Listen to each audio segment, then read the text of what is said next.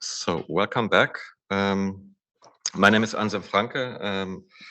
For those who haven't been here early yesterday, a big thanks again to my co-organizers. I'm of Berlin's Haus der Kulturen der Welt, HKW, where I run the exhibition department until the end of this year. And when we started, after Denise had proposed that we organize this conference together,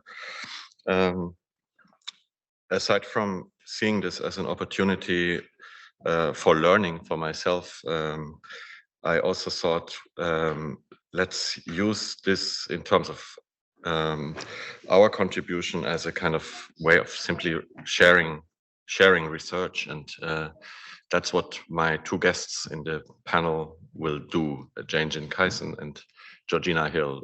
They'll both speak out of an ongoing body of work, sharing clips from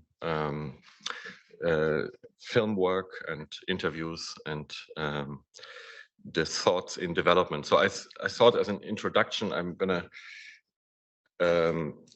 basically do the same thing, sort of in an improvised manner quickly. I mean, when I thought of the title of our panel as navigation below the imperial build-up, what I had in mind with the imperial build-up is something like that, and this is something I experienced firsthand some 15 years ago for the first time, and have since returned to a lot, which is basically the military architecture of the Pacific, of East Asia, the Cold War architecture in the wake of the Second World War, and the ongoing military occupation of a lot of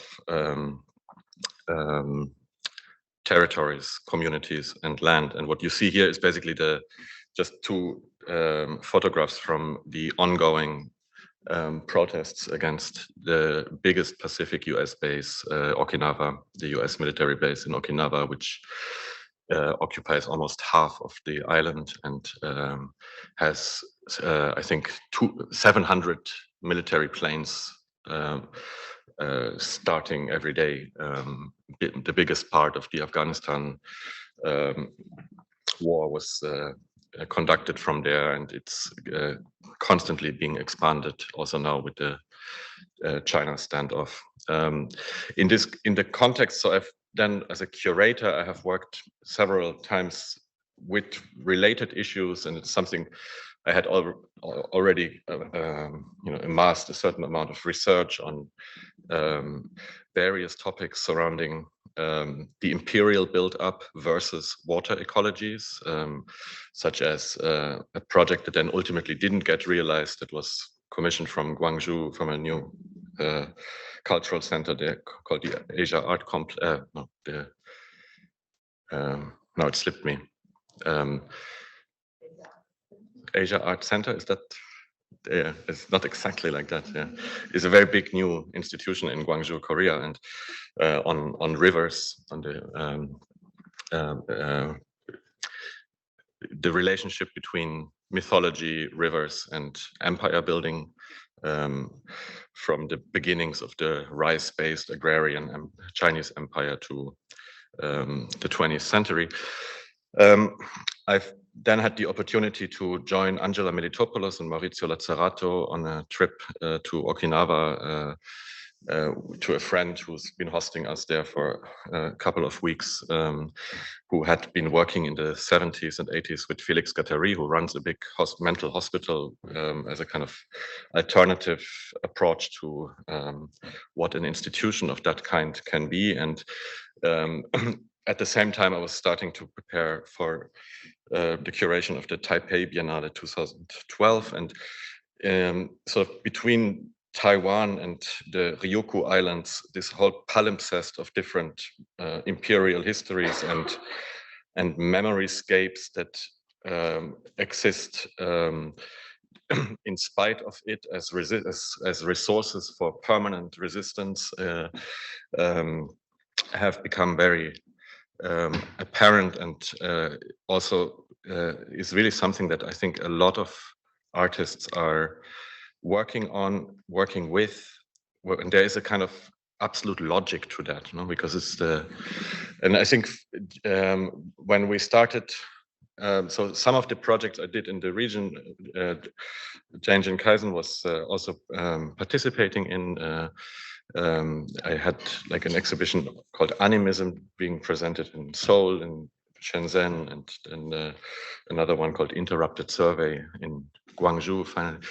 And what always fascinated me about Jane's work was the way in which dealing with the violence of militarized border regimes, imperial and national, or the national as a subform of the imperial, in her work was always sort of from a perspective that undercut these borders in ways of not accepting the division that they inflict as such, but also not patching it up in some form of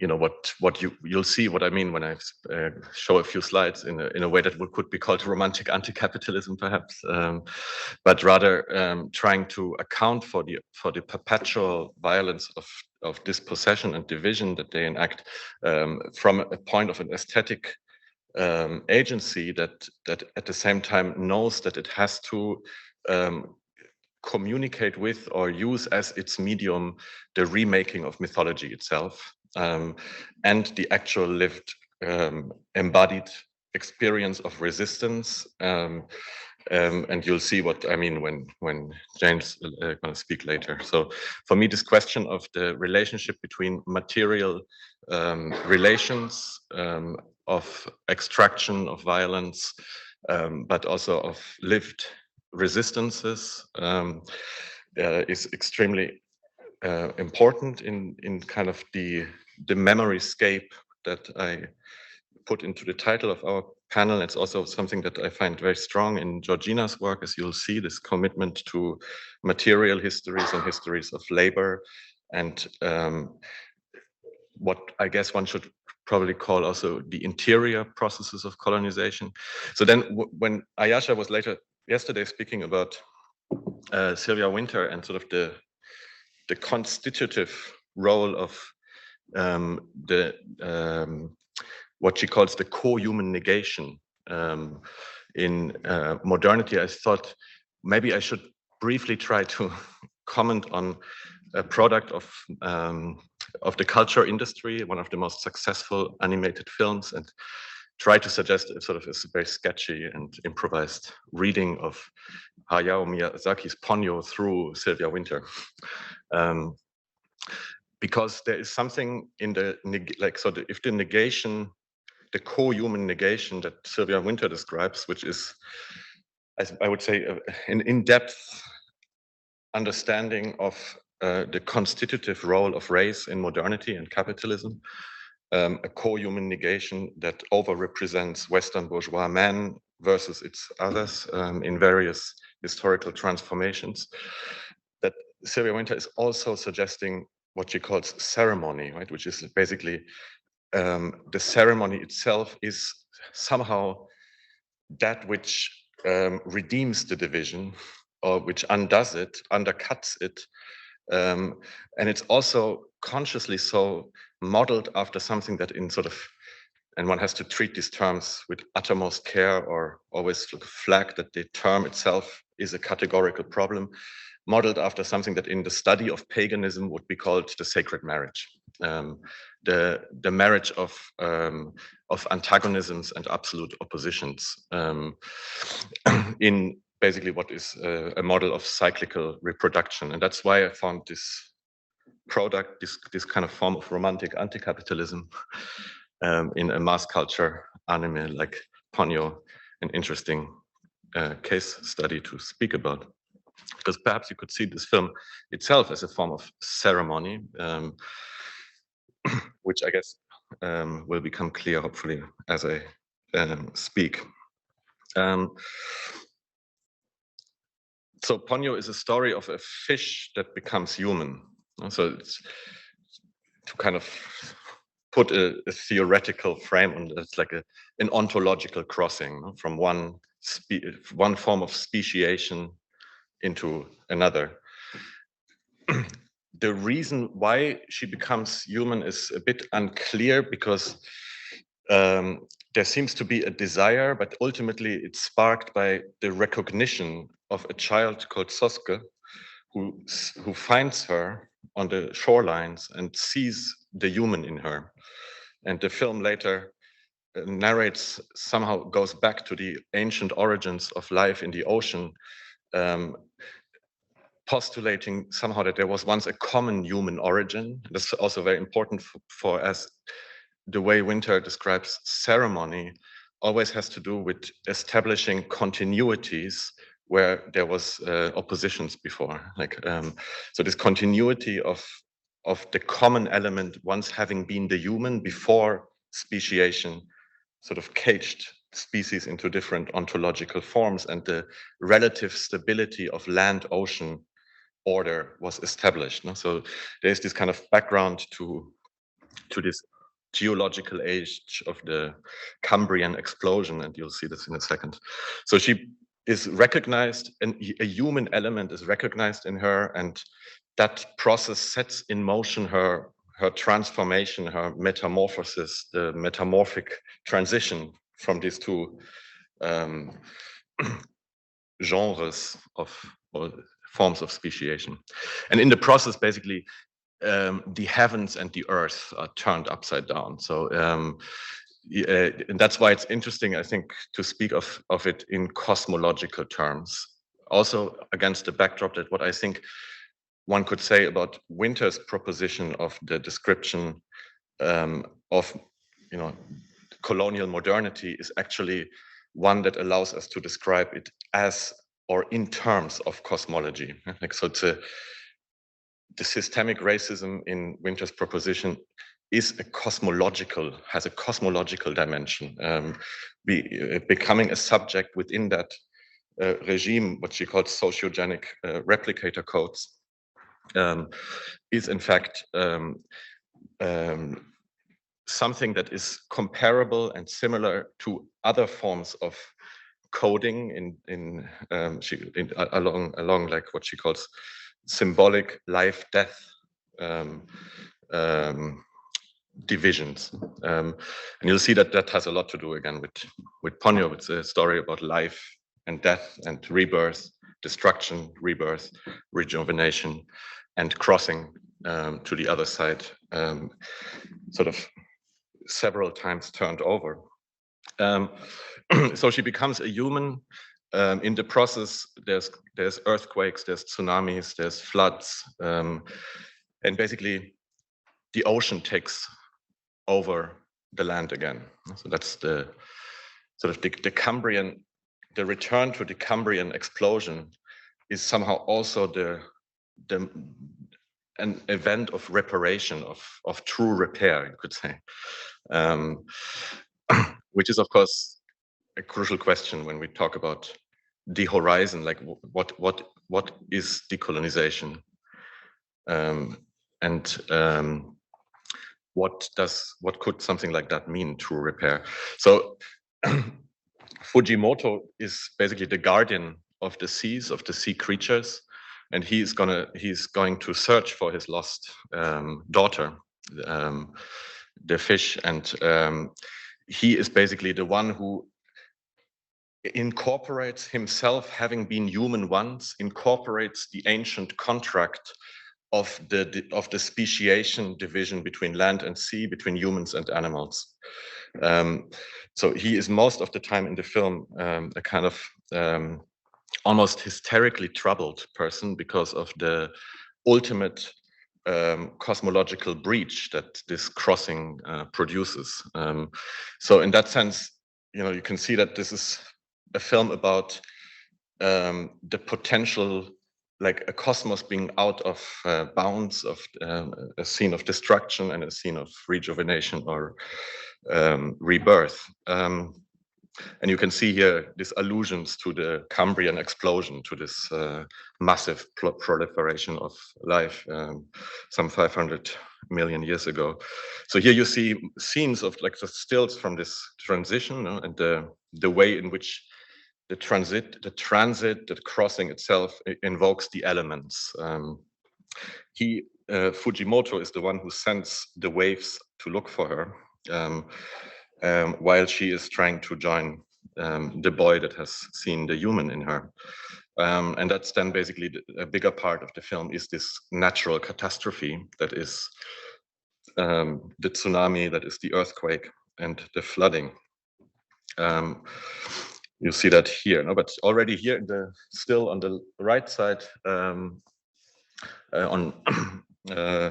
you see that the tsunami has itself healing functions, and that's why I had to think of this film yesterday, because we were sort of going back between this catastrophe and what you said about the new has to come from the sea. So it has cosmic dimensions also because the cosmic bodies, the planetary bodies, the celestial bodies themselves are out of their usual place. As you can see here, the moon moves closer to the earth, and basically that is itself what makes the ocean return. So it's not just a tsunami, it's also literally a geological event where that brings back this deep dimension of the origin of life in the Cambrian.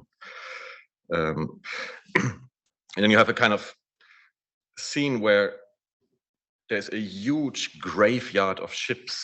You see that in the upper image, like, which is a kind of very crucial scene in the film, because I think that is one of the points that allows you to actually see the whole film also as quite the opposite of what it seems to be.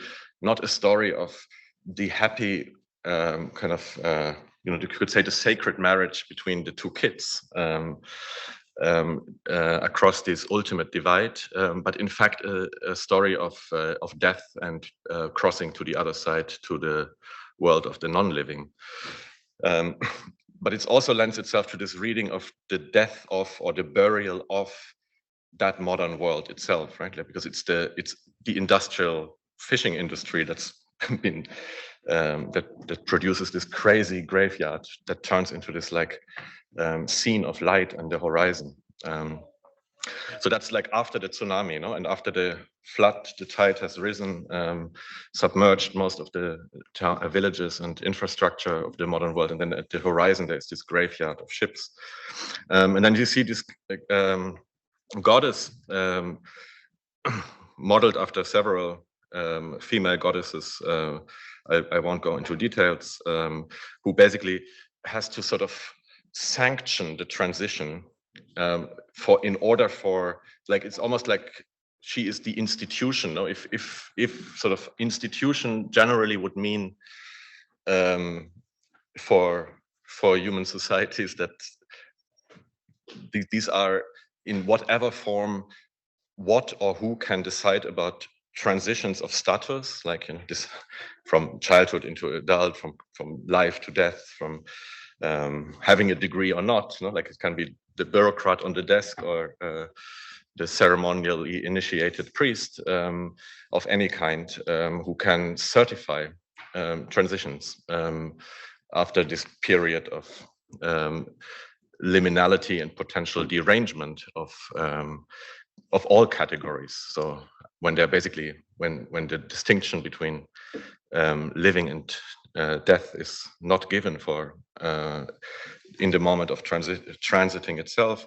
So she's basically the one who has the cosmic authority to certify and remake a contractual bound between humans and their the ecological surround.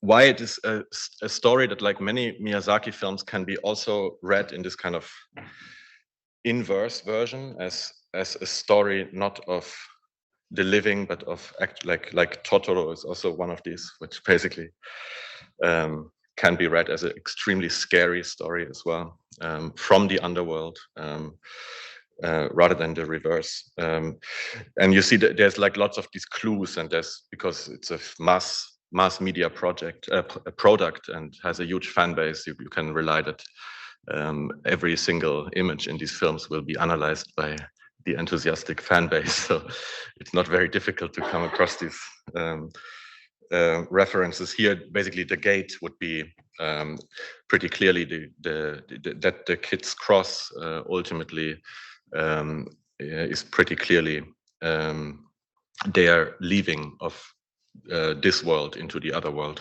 And then basically the ocean that has reclaimed with oceanic life this world is at the same time always the river Zuzu, which is like the equivalent to many other versions of like Styx, also like the river that separates the living from the dead. So let me just show you a little clip from this kind of Cambrian explosion of life and of the submerged villages and cities. This is just a tiny clip.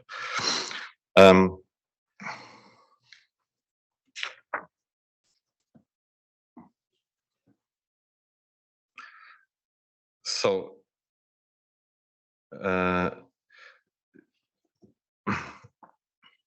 and here again is as stills, and here together with a picture from the Smithsonian, whoever illustrator they have working for them, for their websites, of that Cambrian period. So yeah, what seems to me important, especially because when you think of these sort of counter-cosmogonic networks of submerged memories that have the power to undo, to unsettle, undo, and overturn the imperial build-up, is that talking about them would require always to have this perspective of what is capitalism, what is the imperial build-up in cosmological terms, in firm view. Because what happens, of course, when you don't do that, so is that first the consequences is that one easily stays in the sort of in the realm that is defined by the division itself.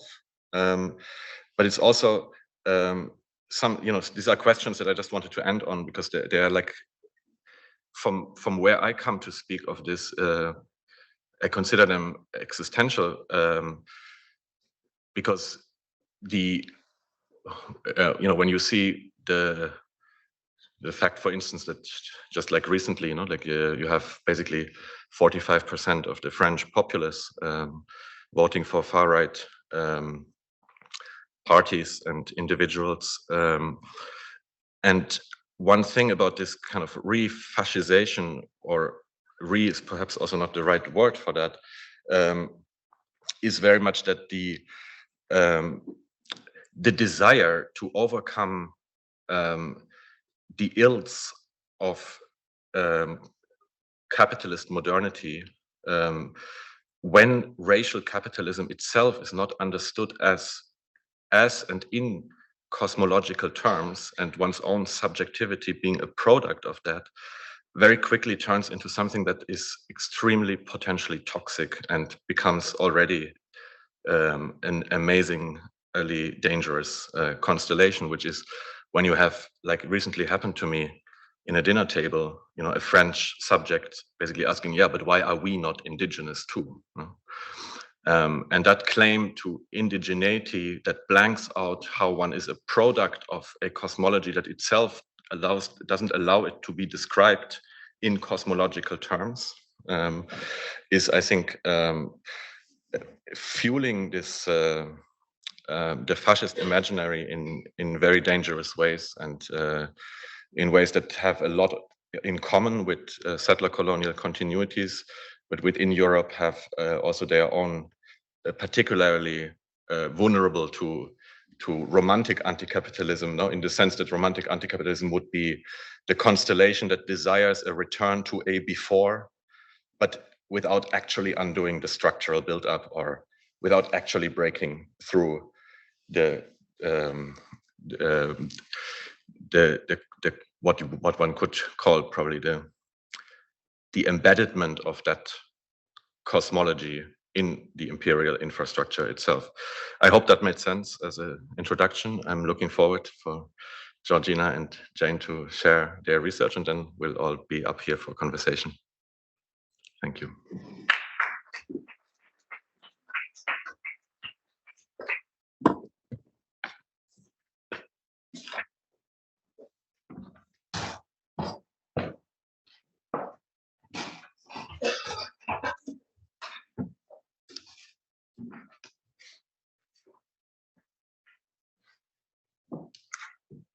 Hello, everybody. First of all, I'd like to thank Denise, Anselm, Jamie, and Jordan for making this time and discussions possible, and also to all the other participants for such illuminating and deeply felt work. Thank you for allowing our presence on this powerful land and ocean also. I will start with a prose version of an interview with an eel catcher, and followed by some speculations on the possibility for maritime archaeology to inform an art practice. I met and filmed with Miguel, a fisherman on the Cantabrian coast in northern Spain in November 2020, on a journey to record various voices of the sea while contemplating the economy of the littoral space joining Cornwall in England and Asturias in Spain. I was with Fernando Garcia Dori, artistic director of Inland Campo Adentro, which is a collective that links territory, culture, and social change, which also produced this first set of research in the frame of Forms of Navigation Cabotage program. Miguel's story is very similar to those who fish on many coasts in the world, and is placed here as a testimony to consider in relation to some of the financial and cultural conditions of fishing globally, or sea labor.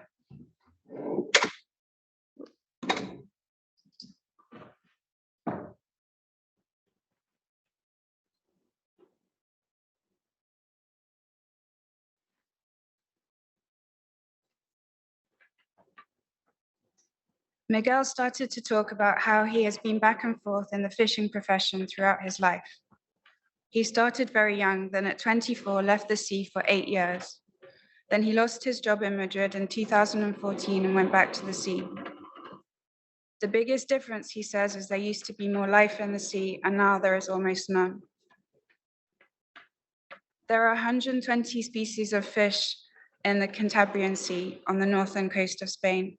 300 species of fish are found in the coastal waters around the British Isles. 409 species of fish have been reported from within the 200-mile so-called Canadian fishery zone in the eastern North Pacific Ocean. Eel fishing is a very physical job. It happens at night until dawn. It is difficult psychologically working after hours. You are drained even though you may not catch a single fish. Eels begin life as flat and transparent larvae called leptocephalae. Eel larvae drift in the surface waters of the sea, feeding on marine snow, small particles that float in the water.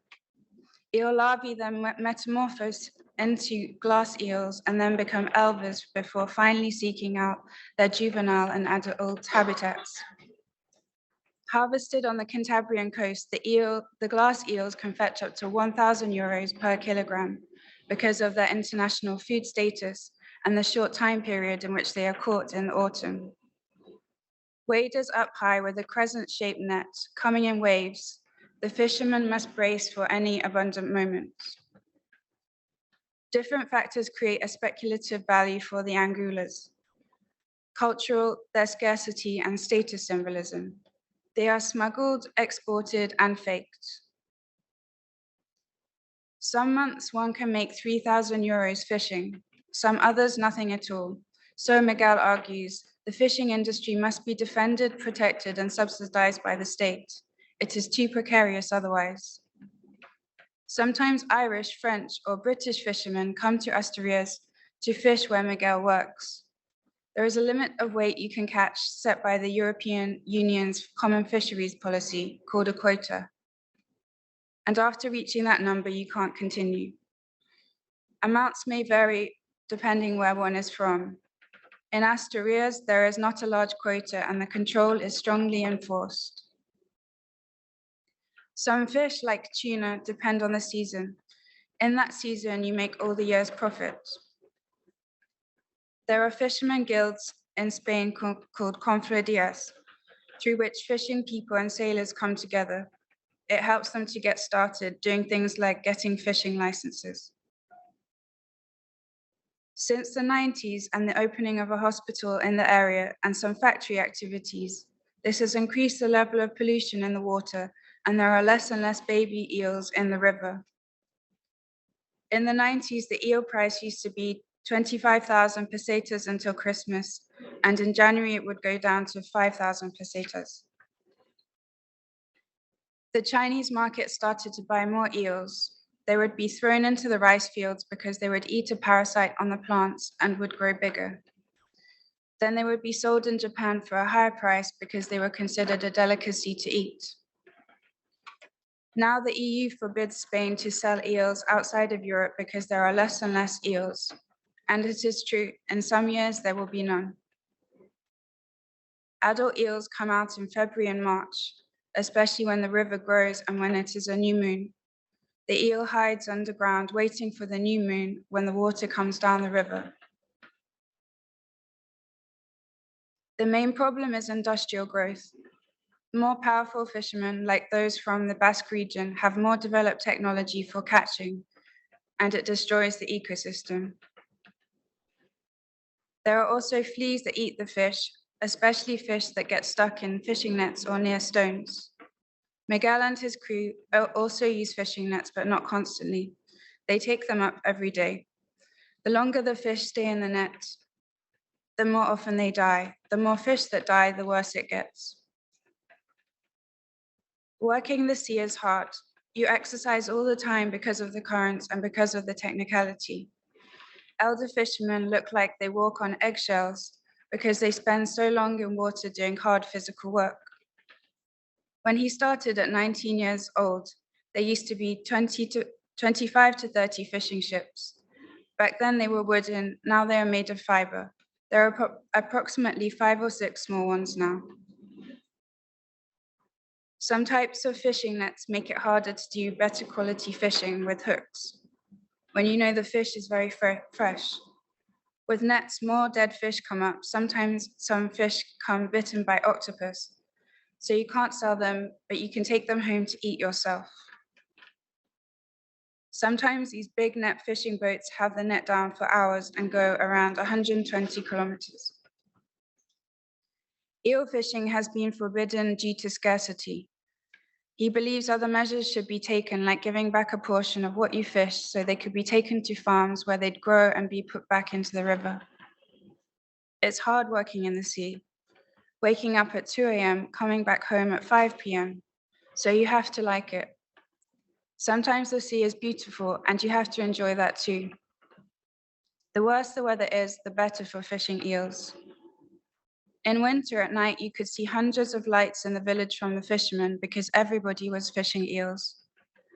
The only holidays are the 25th and 31st of December because the sea gives you holidays anyway, depending how it is. On his first day at sea, 14 years old, Miguel got so dizzy he was taken out in a small boat, and when he arrived at shore, he saw the image of the Virgin Mary and felt she was real.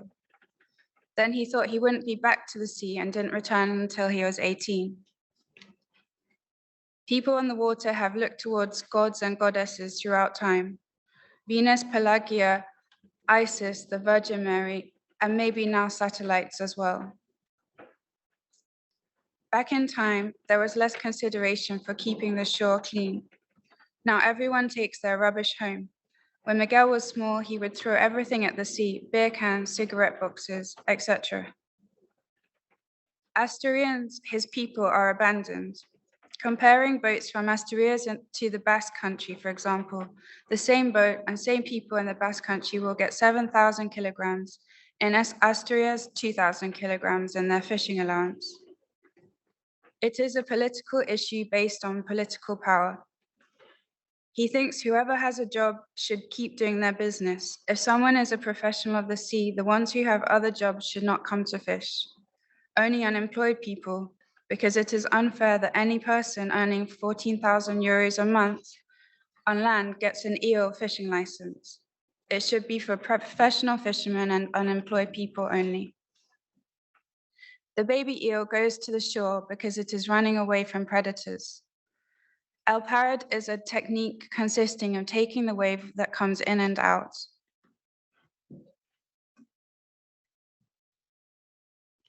In which you can take lots of eels at once. This was always done, but new laws in the sea don't allow that so much.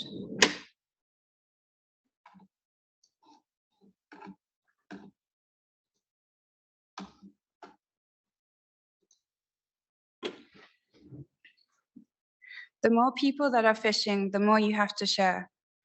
You have to try everything because it's not like a factory. You have to get to know the sea and where to find the eel. There is a history of mast stepping in which a coin is placed under the mast of a ship while it is constructed. The coin's value transfers from the mundane exchange economy into a mystical reverberation. Theories of this practice extend to functioning as an offering to sea gods in advance of the boat's perilous journey, in order to pay Charon in the river Styx in the event the vessel is destroyed and its sailors perish, or forming a layer under the mast to reduce the spread of damp rot up this backbone. The coin thus mutates its material and symbolic meanings from money to non-money, hinting at the fluidity anyway embedded in an economy that might fluctuate and permeate different realms and ontologies, and suggesting possible speculations of an alternate economical structure. There are barely any eels at the moment. Humans are ending everything. Last night he caught 90. They have a vivarium where they keep them alive until prices go up, and then they sell them. He can't handle fishing where nothing comes in, especially if the weather is bad.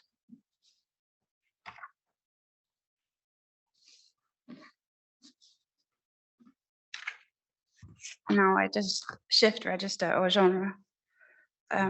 Okay.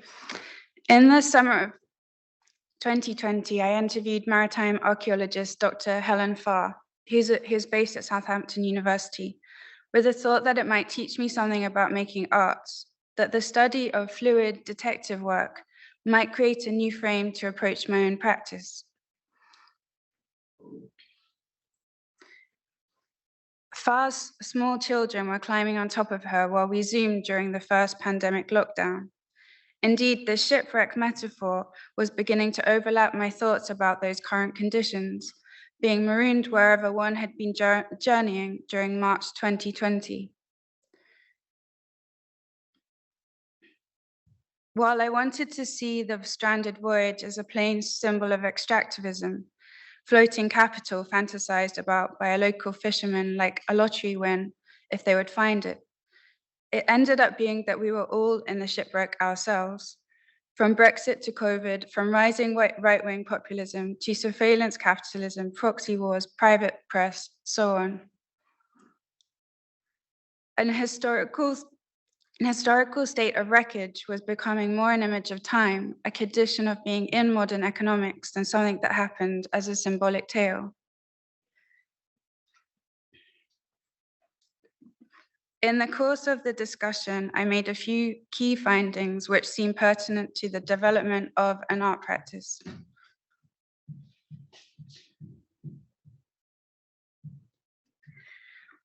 Through the creation of an archaeological record, an historical site is damaged.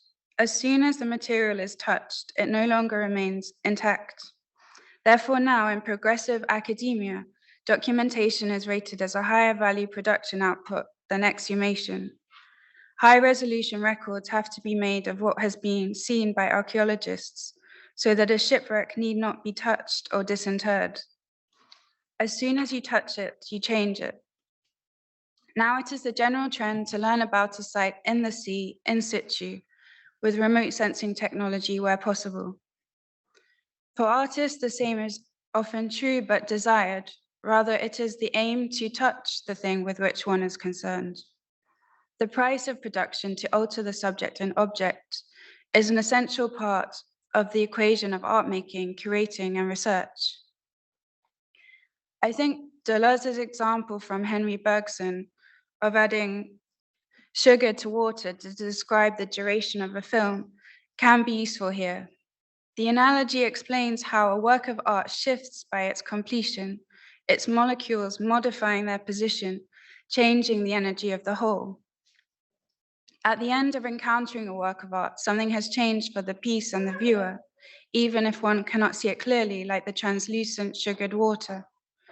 This change is a mental and spiritual reality, Deleuze argues. The work of art, like the self, has a nature to change constantly, which is desired in the pursuit of certain subjects by artists. While it is a subtle parallel, I use it to show that any engagement by the artist destroys or alters the thing it looks at and that it invokes, which gives the potential for revisionism, radicalism, reframing, supplanting, and so forth. Just as in the socio-parasitology manifesto, artist Sabrina Mumtaz Hassan declares, you need to interrupt in order to have agency. You need to interrupt to become positive. You need to interrupt so you're parasitic. An interruption is the most important part of an interaction.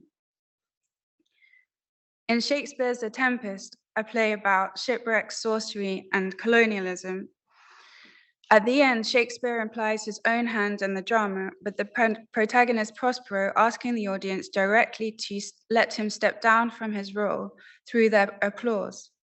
He says, but release me from my bands, with the help of your good hands. Gentle breath of yours, my sails must fill, or else my project fails, which was to please. Prospero tries to return to being an actor, asking to become what he was before the play happened, in which he manipulated his offspring, exploited and oppressed an indigenous figure, misled and drugged former colleagues, and had a spirit act out his will. His role in the play was to touch and partially destroy those behaviors he enacted.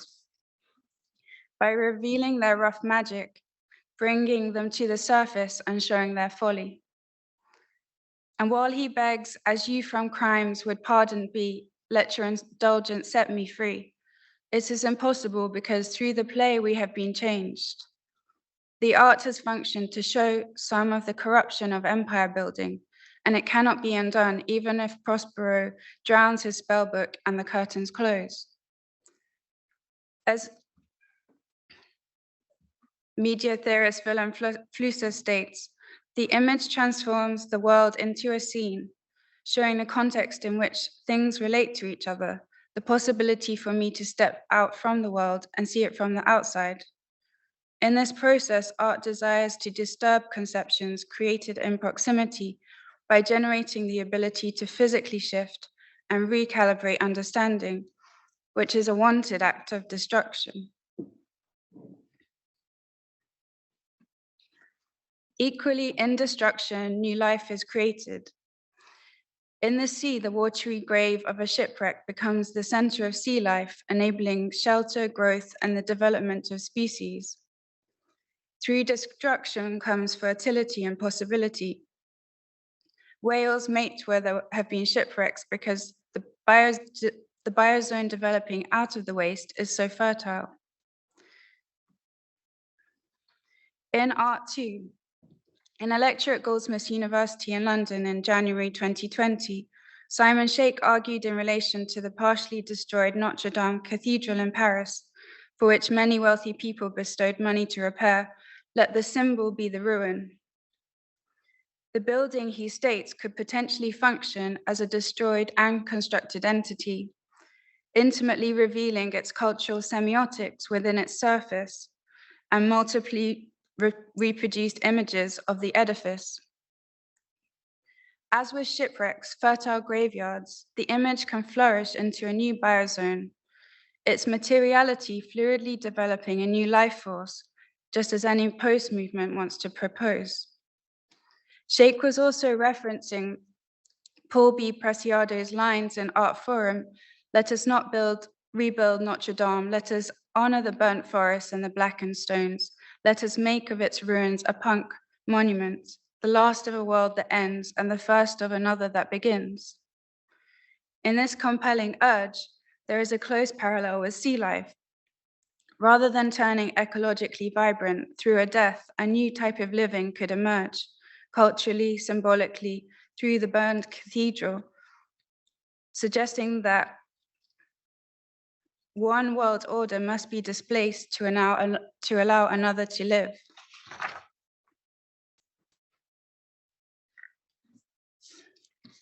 The second 2 points from the maritime voyage I considered in the context of art were the extent to which industrial processes can reveal and conceal, and if new technology has the function with art of expanding perspective, as it was argued is the case in the water. For the maritime archaeologist, when diving as a body, you can feel and smell different sediments of earth. With technology, we gain access to remote sites but lose our sensorial understanding. However, new technology can explore a site without causing any disruption to the material form.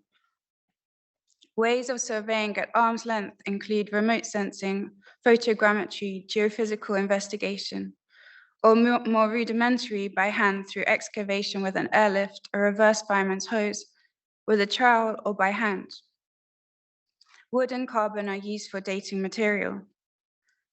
When a shipwreck would be removed from the sea in the past, it would be filled with a wax solution to preserve it, turning a vessel and objects into a death mask, since it would disintegrate rapidly on Earth.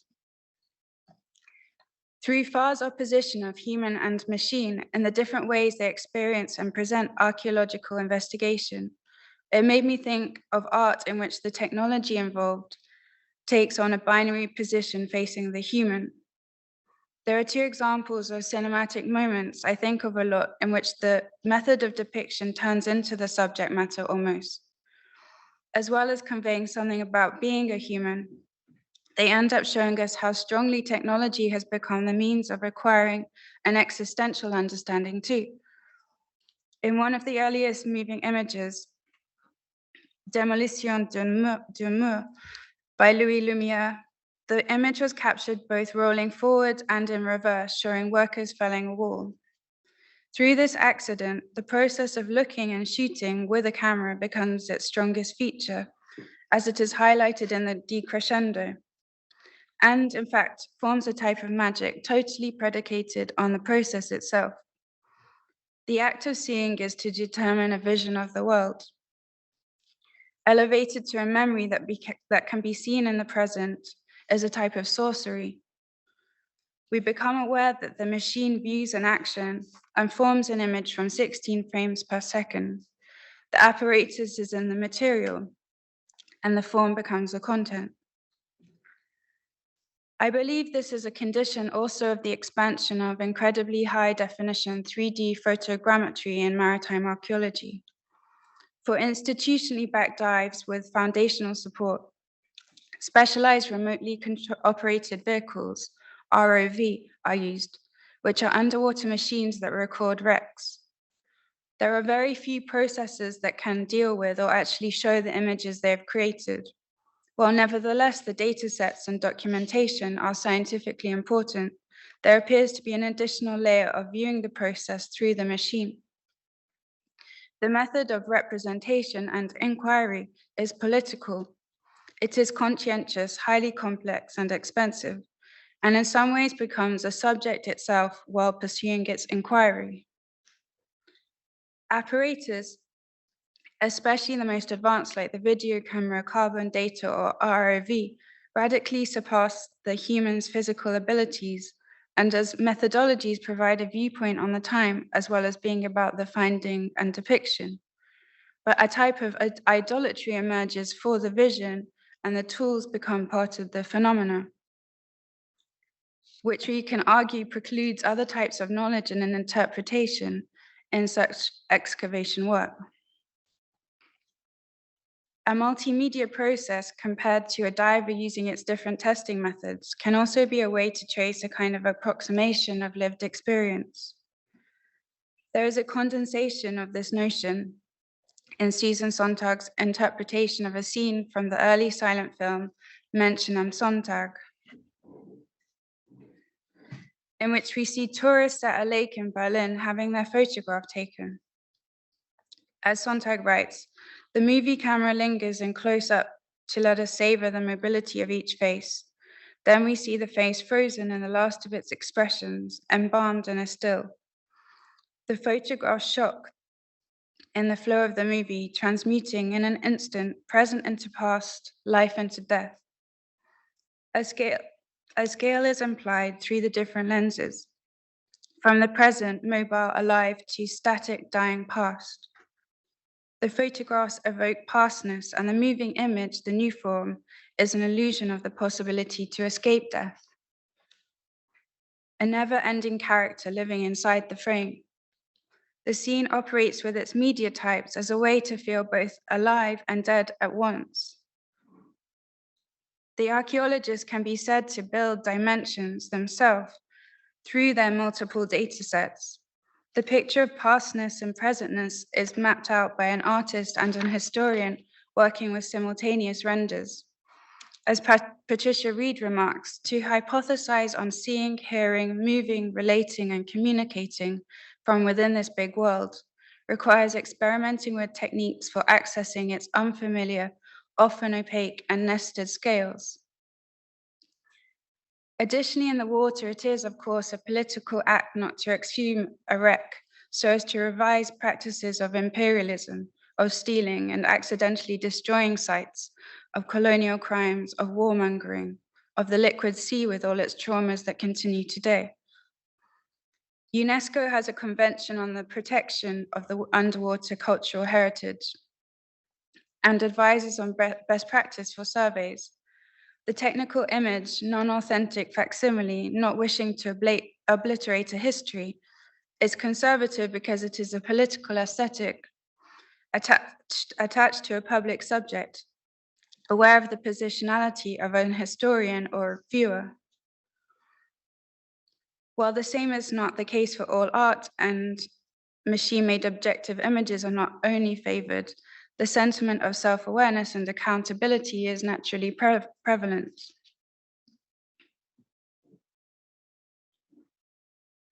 The last main finding from the research interview is that local knowledge around shipwreck sites can often reveal archaeologically significant finds.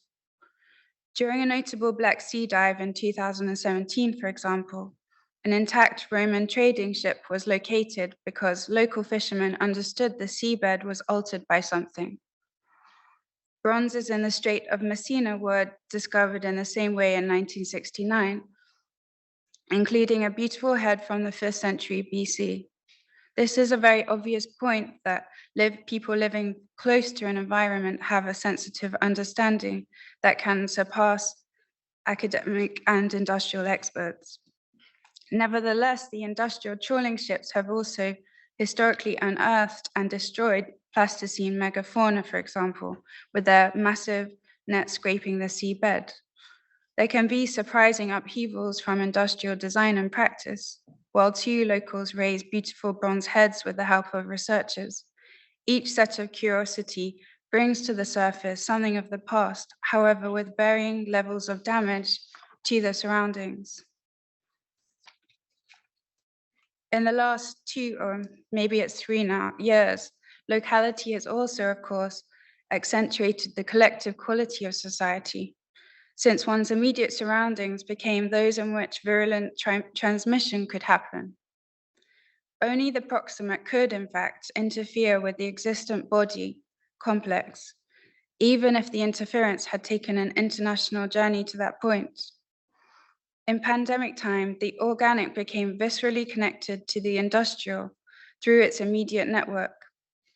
Rather than representing resilience to the global community, a permeable membrane is a node on a wider network. This interconnectedness was described by numerous critical theorists and philosophers, especially at the beginning of the pandemic. A text by Benjamin Bratton was circulated in April 2020, in which the media theorist discusses the shift from a concept of individuated to epidemiological society, in which everybody is connected. He wrote that we must be aware of pathologies revealed during this time, such as the enmeshed hole through which each of us lives. Each organism is a transmission medium for information, from ideas to viruses, and is defined by who and what each is connected to and disconnected from. A little like the dissolution process in the sugar water, I have the feeling of the porosity of being that in various ways means information disperses through us, just like the virus. It is not only airborne, but a sense of seeping like osmosis through images and language. In Roberto Esposito's Immunitas Communitas, he dissects the roots of immunology, language, and theory, discussing the problematic relation of immunity to a community, showing that, in fact, through immunology or vaccination, we stop that conjunctivity. The immunized can live with less a sense of community because of a state of exceptionalism. Therefore, despite learning the very obvious point from the oceanic archaeology that local is ineluctable from global, it is possible also to forget that for oneself once protected. Although, as Judith Butler argues, vulnerability is not just the condition of being potentially harmed by another, it names the porous and interdependent character of our bodily and social lives. We are given over from the start to a world of others we never chose in order to become more or less singular beings.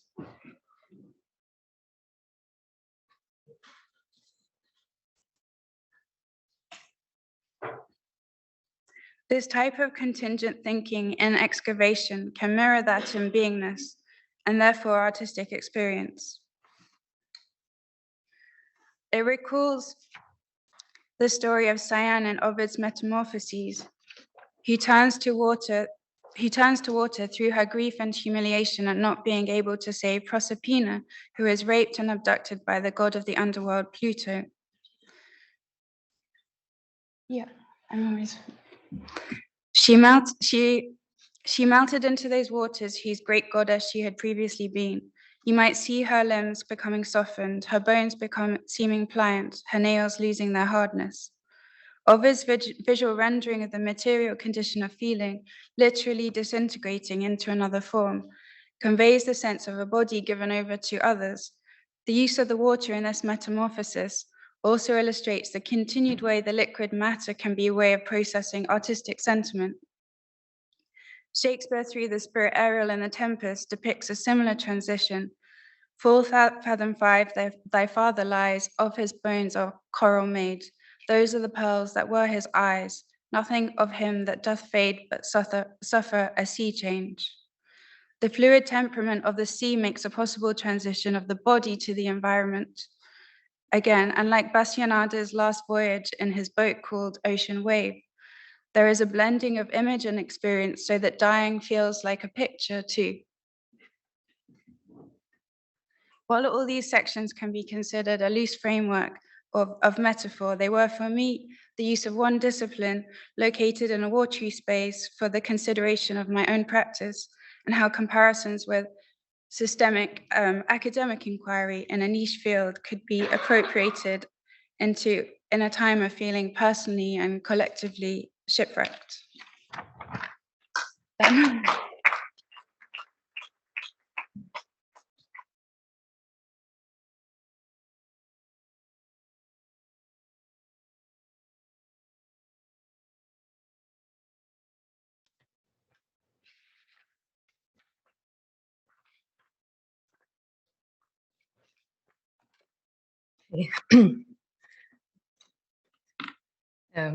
I would like to begin with saying thank you so much to all the participants and to the organizers. And thank you for some extremely powerful presentations yesterday and today. I'm gonna talk about, in a way, some like very much ongoing research. So please bear with me that maybe, I mean, some of it is a little bit in note form. And I'm also gonna share some previous projects that relate to what I'm working on at the moment. This summer I will go, very soon I will go to Asia to film and begin this project that relates to the current, to the ocean current. And so basically, I've been looking at the Kuroshio current, which flows from south to north along a number of different islands and also countries in Southeast and East Asia. And so it goes past, for example, the Philippines, Taiwan, Eastern China. It comes all the way down from Malaysia and Vietnam. And then it flows up also along the Ryukyu Islands and Jeju Island in Korea. And so I've been interested in how this maritime interaction or exchange that has happened along this current, for centuries has meant that these different islands and indigenous spaces have informed each other.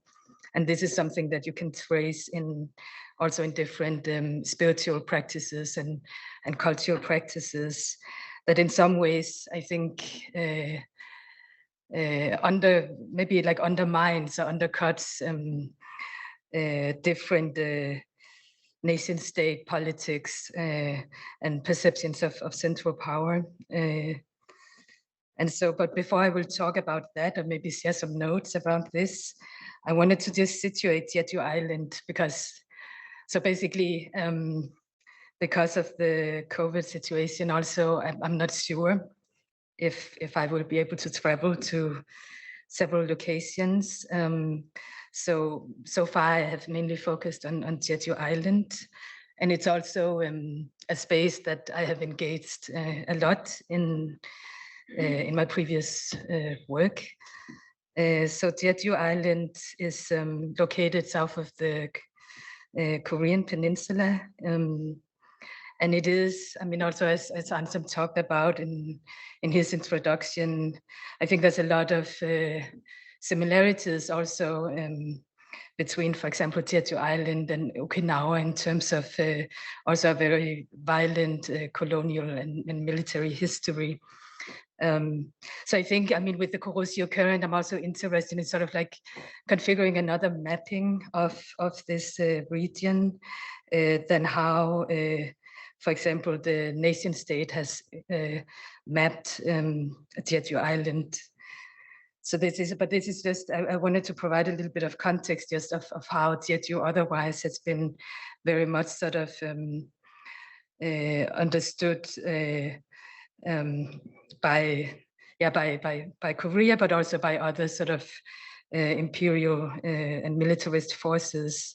So this is an archive image from a film called Mayday in Jeju-do, which is in the US National Archives. And it was a film they made leading up to the Jeju massacre that happened just after the end of World War II and before the beginning of the Korean War. And so I've dealt with this in this massacre in previous projects. And I wanted to share just a little clip from Reiterations of Dissent, which is a work that I was working on for a number of years. It's a video installation. And I'll just show like a short clip from one of the videos. And it's also like how, because I've returned a lot to Jeju also to film the natural environment. And I think maybe actually I'll just show the clip.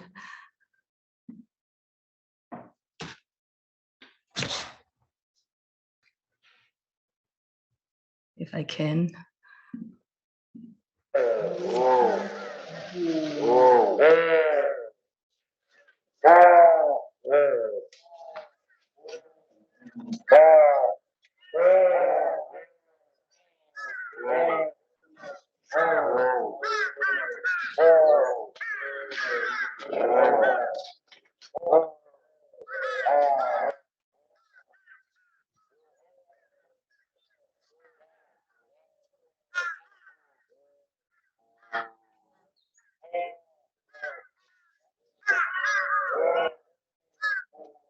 제 나이가 7살 때 서산을 겪었으니까 겨울인데 10월 달에 하늘에 던진 구름에 던진 그 불빛이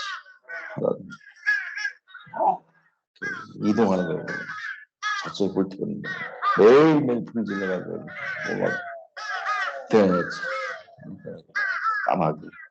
까마귀 때가 날고 막 그래서 미치고 그것만 신나더라. 사람들은 다 기가 죽고 탱크에 시달리고 언제 죽을지도 모르는 그런 상황인데 까마귀만 하늘에서 놀고 터볼 때 병사들 순정들만 기고 만나이고 까마귀가 더불어서 저희도 그 당시 까마귀는 바람 타는 때 까마귀 바람이 불면 그냥 이 소리를 치며 풍무로 올라갔다가 또 내려오고 말이야. 그거 보면 때로는 이게 까마귀 한 마리가 우리 집 근처 감나무 뭐 이런 데 앉아서 불이 툭 떨어지는 거 보니까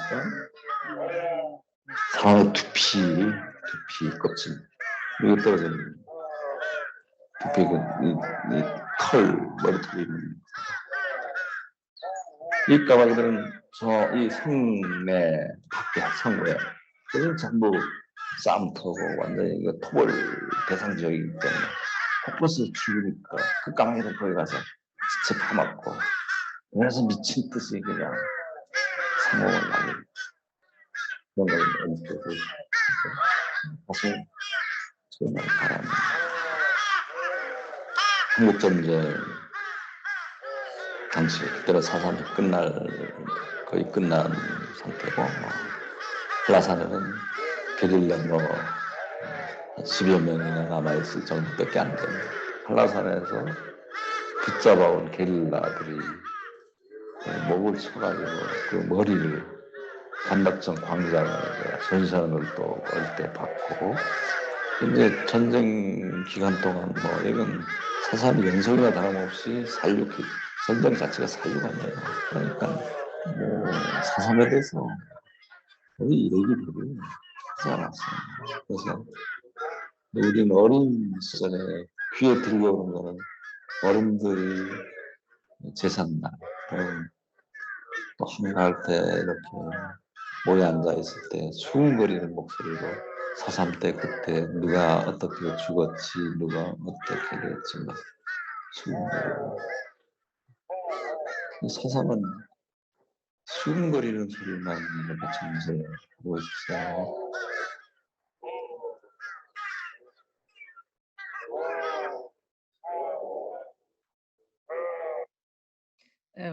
So this was one of a small excerpt of one of the videos in this work around the Jeju massacre, and the voice you heard is a poet and writer, Yeon Ki-young, who was also the first person, in a sense, to speak publicly about what had happened, because this event was suppressed for many decades.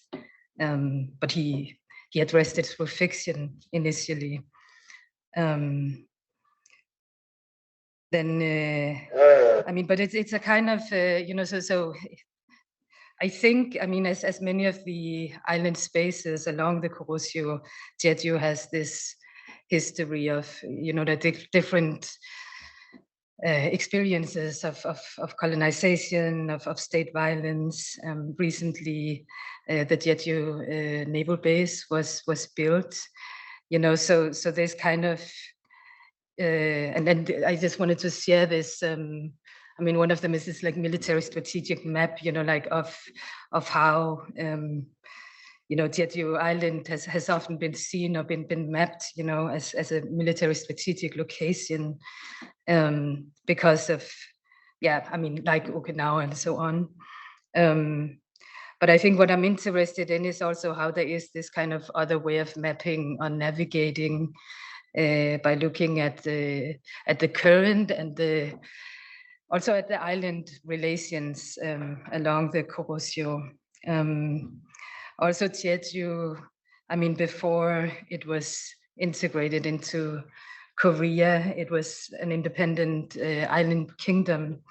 And so it has a quite distinct cosmology from mainland Korea. And this is one of the things that I'm interested in looking at with this current research, and which is also very much related to the environment of the island.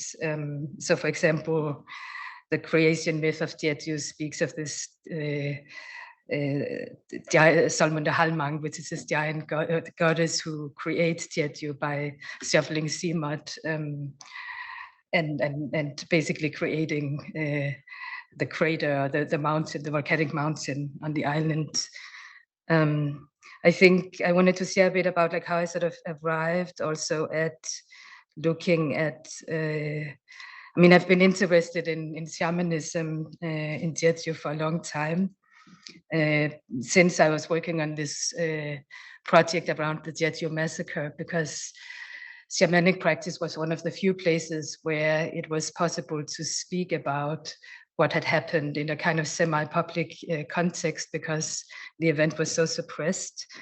So when I was working on that in 2011, I met a shaman, Kusunan, and so she is the main or sort of a recurring figure in my more recent project, Community of Parting.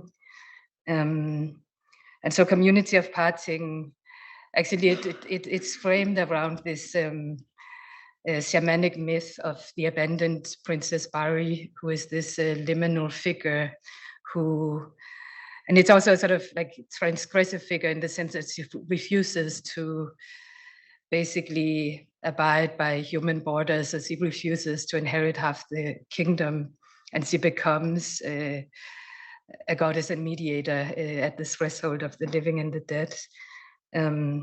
And I wanted to just share a little clip from Community of Parting. It's actually it's towards the very end of the film, and it's where you see the henyo, or the sea divers, that belong to Shaman Kusunan's shrine. This also sort of leads into what I will be, sort of filming, researching this summer. I'll play, and it's also, so the chant you hear is Shaman Kusunan. And this is a ritual. So there's like all these shamanic practice and the diverse practice is very interconnected, because the divers give offerings to the sea deity every year. So the sea goddess sort of travels around Jeju Island.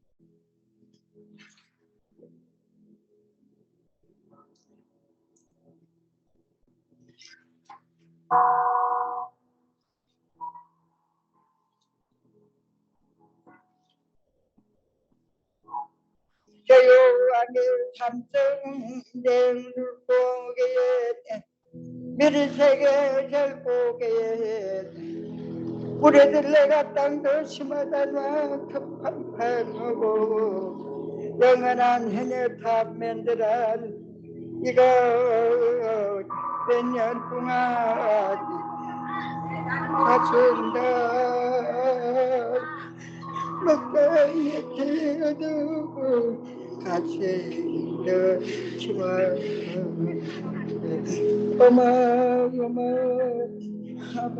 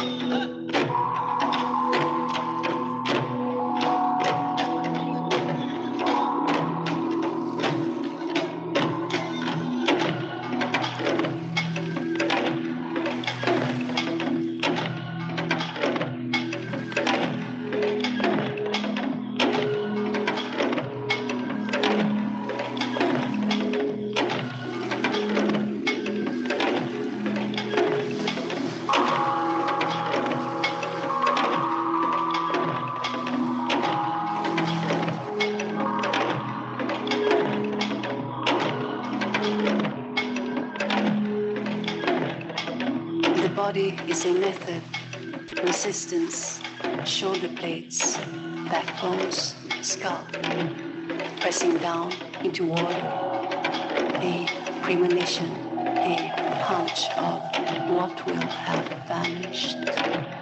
Future perfect, perfect future, sea of time. The waves carry words of forgiveness and abandonment. But can you hear the difference? The difference between forgiveness she spoke and forgiveness she speaks.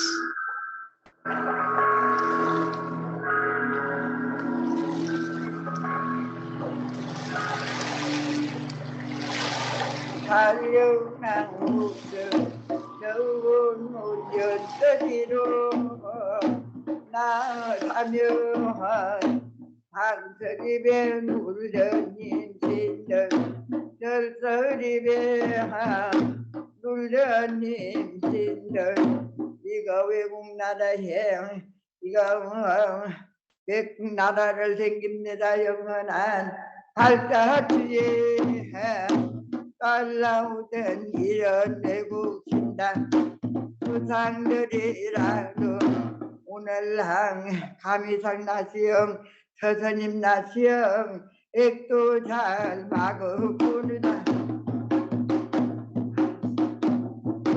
연날 병장우라님이여 이자르소 날림 한자장에 날림 우대연이 날림 생주 날림 무전연는 기축년 서삼덕은 지리다 도발덕은 여수반란석은 남양우석근에 사일육행명 우일육행명 육육석근 십일석근에 가든님 신들 해월로 석근에 가든님 신들 어느 외국 나라에 생길 때에 총 맞아라 칼 맞아라 대욕탕에 가중에 애모왕에 가던 임신들 초등학교 연날 6.25 4.3 사건에 이거 군인들 주둔해 연우란 죽어가는 임신들 연득가려 비석거리 땡길 때에 발자취에 손자줄래 산으로 가면 산신이여 물로 가면 요와 배로 가면 선한 배로 가면 문제군 눌러 이거 동해와 당광덕과 서해와 당광인나 남해와 당정류와 북해와 당흥류와 서만서천 서해용진들 둔여난여 수문여의 정설여의 지방여의 대롱여의 감태골매 둔북골매 천진후진 자리 놀던 임신들 할로 사는 장군 전한 선을 보리선 아기 제선한 때밀고 손두령 법판 있고 영감선한 청소당 머리를 속골미선한 육지선한 진대선한 일본 선한 하미산 진자르다. So I just wanted to, just to get an impression of the shamanic chant, which of course is like all sort of like all knowledge, of Kusunan. And I think like this way that he's able to connect these various histories of violence and collective trauma, but also somehow that there's a different kind of memory also that opens up with the shamanic chant, like sort of invoking also like all this, the spirit, like the mountain spirits and the sea deities. And I think basically, one of the things that I would like to do this summer is sort of to go deeper into looking at the diving practice, the Henyu culture. And so it's all sort of very much, one of the things, and this is kind of like I guess like also a personal entry into working with this subject matter. This is the cover of a book that my grandfather wrote that deals with the divers' anti-colonial resistance that happened in 1932. So it's like 90 years ago this summer. And so I think one of the things, because many of you have probably encountered, like the Henyu, but I think one of the aspects that are maybe a bit less addressed is also sort of like them as political agents. But it was actually one of the largest women-led resistance movements during the colonial period. I think maybe I will skip a bit. Another thing is like I'm sort of I can just share a few images. This is all sort of like in progress research, but I want to do something around this monument that was established in the 1990s to commemorate this resistance movement. And then another aspect of the research will be sort of like looking more closely at the connection between shamanism and the divers. And so I'm just sharing, this is like really unedited material. It's just a few images. Shaman Kusunan passed away a few years ago, but this is her daughter who is inheriting her shrine in this tiny village in Jeju. So this is from a recent ritual for Yuan, which is the sea deity that the divers give offerings to. And right now I'm just like looking also at different motifs. I think one of the things, this is towards the end of the ritual, people throw the food offerings out into the sea, and then also release these boats, straw boats with offerings. You know, so I've been interested in how there's like these recurring motifs, like for instance, the flotsam motifs or the motifs of drifting objects. I mean, not only in Jeju mythologies, but also in other cultures along the Korosio. So this is like an image of the boat, I think. But yeah, and then another thing I'm working on currently, and this is like what I'm showing in our gallery, which I would call a type of study for this video installation that would be filmed entirely under the water off the coast of Jeju this summer, and maybe if I can go to some of the other locations. And I think there's something about wanting to understand also this space. I mean, the space as the ocean, because it's something that, I mean, we've talked a lot about that, like the ocean as the surface. And it's something that I have returned a lot to film. Also the ocean and the coast of Jeju over the years. But I had a chance last year to film with underwater cameras. And it's of course a completely different experience when you're under the surface of the sea. I think one of the things that I'm interested in, and because the ocean is also a multi-layered space. And so with the work, I'm also thinking a lot about the current as, you know, as an active agent, or, you know, like as something that co-constitutes the image, because when you film underwater, it becomes very clear that this illusion of control or mastery of the image, yeah, exactly, is an illusion, because you are somehow, yeah, very much guided also by the environment. So I'm just sharing a few stills, and I can show. I don't know if. And then I also, of course, I mean, the ocean as an archive or as a reservoir of memory.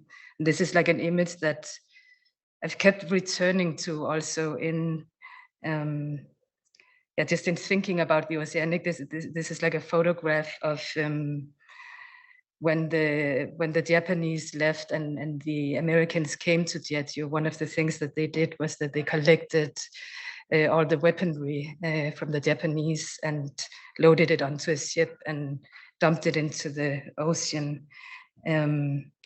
So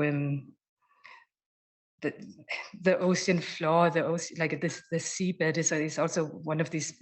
It's like a space where memory is sediment. You know, so I've been thinking about these different layers of the ocean, whereas the middle ocean is a space where one's orientation also is, or the terrestrial sort of bias orientation is sort of destabilized, and things are, I mean, it's also something about when you film underwater that the sense of temporality and sound and orientation is yeah, destabilized. Maybe I'll just show, and again, this is kind of like, I want to film it differently this summer, but I'll show you just this really short clip, just as a kind of, I see it as type of study, really.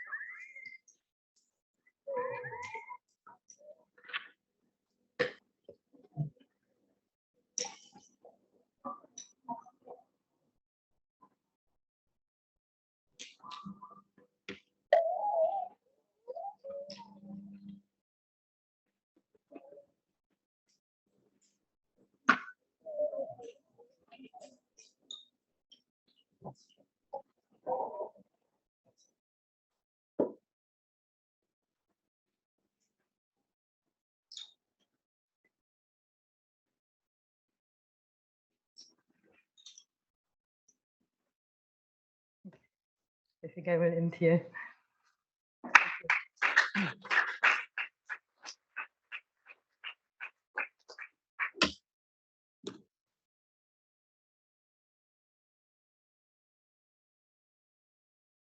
So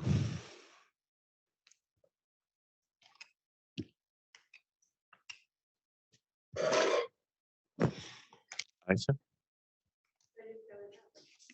Wait, just 1 second, it's right behind you.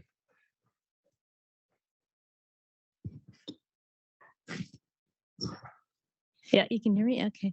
Thank you all for your presentations. I have to now watch Ponyo again, obviously. My question is actually, just in the interest of time, is to Jane. And just thinking about like the realm of the spirit and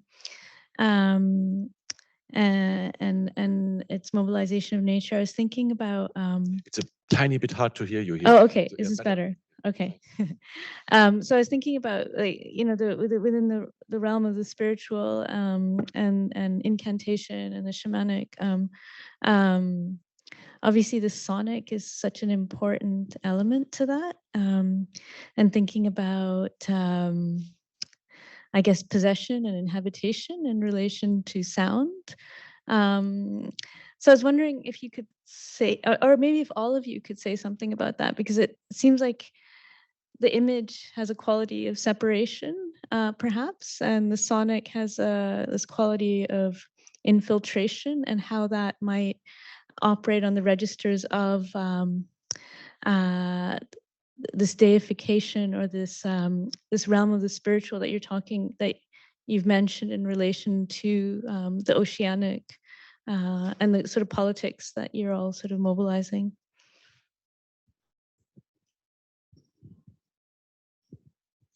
I think I had a little bit of a hard time, just hearing you, but I mean, you're talking a little bit like you meant the separation between image and sound, or sort of the decision to.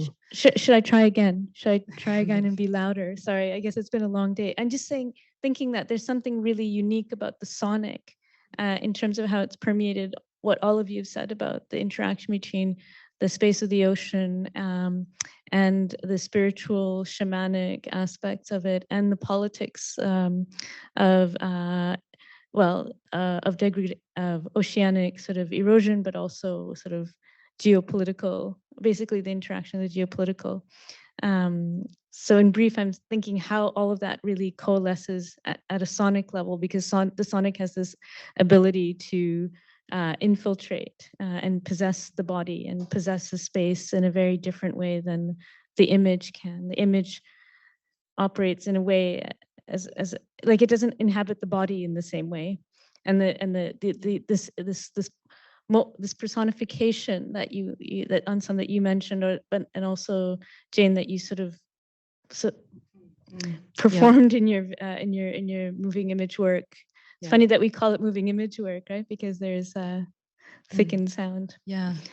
No, I mean, I think it's both the sonic, as sound, but also the voice. And I think, it is just such a fundamental part of the ritual chant. The ritual chant is such a fundamental aspect. And I think a lot about it also in terms of like how oral culture is transmitted, and how it can be a counterpoint maybe to the historical archive or document. I think this is something like, so it's another kind of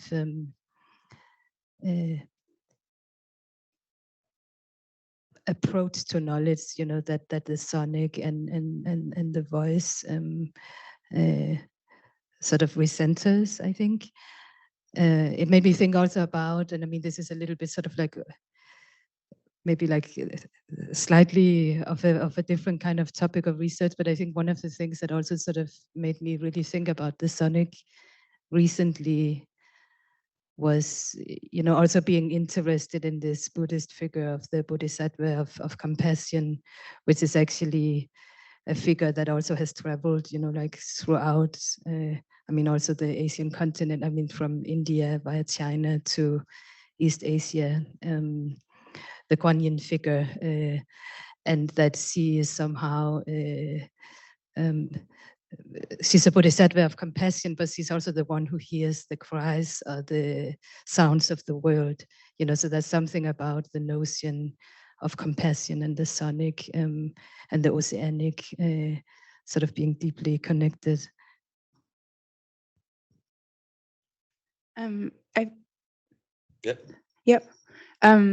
I guess what I was thinking of in relation to this too is a kind of rhythm of the sea, or the tide is a kind of heartbeat that has different variations, and which are like accentuated in different ways, with also the like within your work as well, with the human voice in correspondence with that. It's an interesting play between labor as a mechanical but bodily process, and the tide also, that can somehow, I feel like within the first part of my talk, is when contemplating this interview with this man who's not trying to be poetic, but is talking about how he really feels at the sea, but there's nevertheless continually going back to the sea creates a kind of a rhythmic feeling or sensibility that like makes it anyway poetic somehow, just because he's so connected to the sea, and the sound of it somehow comes out throughout that process as well.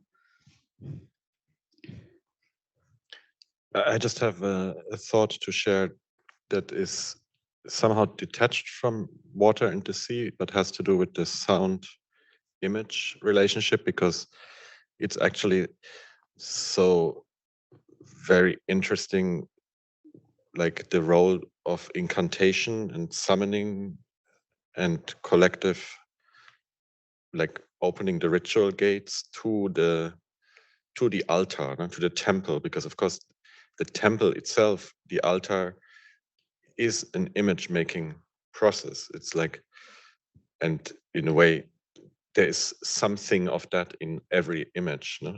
A form of, again, words are complicated, no? Because banishment is already, the word is too much informed by the apotropaic Mediterranean cultures of basically using images for purposes of exorcism. There's nothing of this kind of exorcism, but there is a like the becoming image is storing the powers until the voice summons them, and until the body becomes receptive in through this summoning. And so I think that's something that I'm thinking a lot about, also to understand these very strange embalmment death mask institutions that museums are, and thinking about what they can become once they are not the temples for the origin stories of capital.